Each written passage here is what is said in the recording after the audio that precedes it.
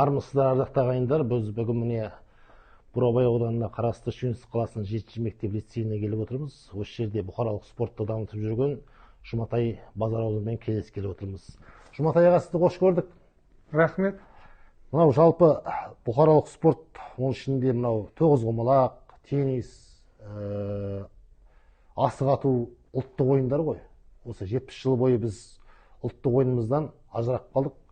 Тоғызқұмалақты кезінде ұлы Абай атамыздың өзі жақсы көріп ойнапты.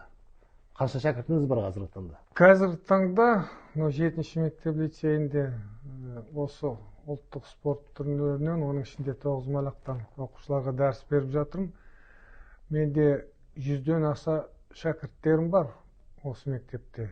Оның жасы ең кішілердің арасында 2-ші сыныптың оқушылары және мектеп бітірейін деп жүрген 9-11 сыныптар арасындағы оқушылар. Жалпы бұл осы жаңа тоғызқұмалаққа, асық атуға балалардың қызығушылығы қалай? Тоғызқұмалақ мысалы ол өзі өте күрделі ойын.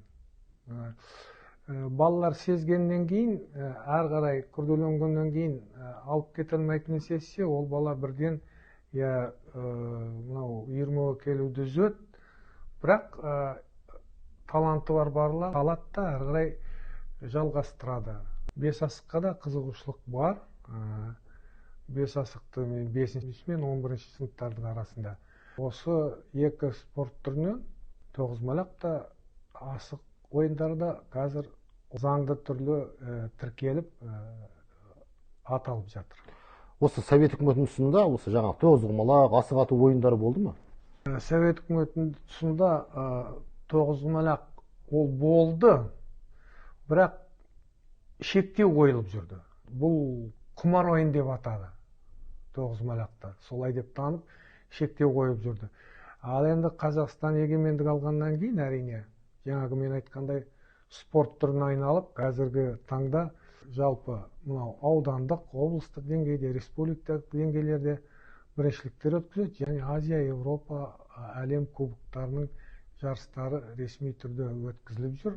Ал асық ойындары кейінірек келіп, ең жас ойындардың бірі деп айтсақ дұрыс болады. Неге десеңіз, асықтың дамуына мінекей жобасы сол 5-6 жылдан бастап дамып тұр. Бұл жерде де әлем кубогы, Қазақстан чемпионаттары, аудандық, облыс деңгейдегі жарыстар және әлем чемпионаттары өткізіліп жатыр. Жұматай аға, өткенде мынау қалалық саябақта городок ойыны болып өтті.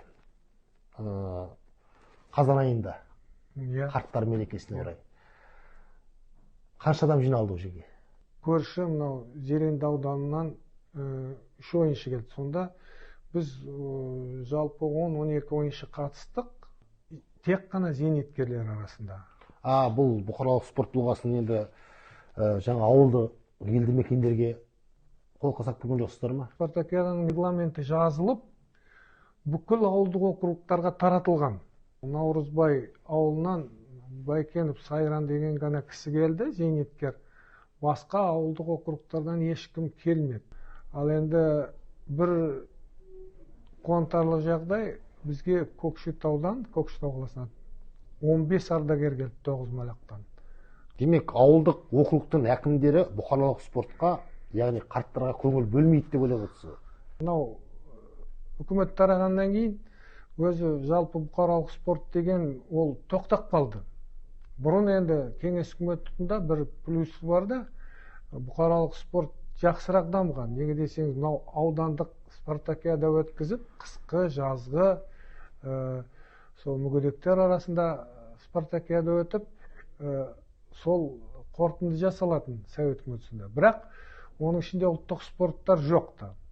Ал енді қазір әрбір ауыл округында спорт нұсқаушысы бар. Бірақ менің міндетін атқарып жатқан ол белгісіз. Жалпы қандай спорттар бізде бар спартакиадада, соны бұқаралық дамытуға атсалысу керек деп ойлаймын. Жаңа енді қайттан асық ату ойынына келейік.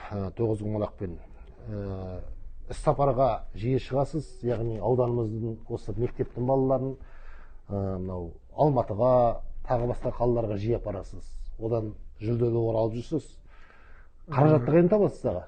Қазір кішкене тәуірлеу, бұрын мүлдем қиын болатын. Қазір кейбір жарыстарға шыға алмай қаламыз, бірақ чемпионаттарға қаржыландыру болып тұр. Неке облыстық деңгейде, мысалы, мынау біздің туризм және спорт бөлімі осы соңғы 2 чемпионатқа биыл қаражат бөлді. Республикалық чемпионаттарға облыстық ұлттық спорт түрлері бойынша және спорт клубы қаражат бөліп тұр.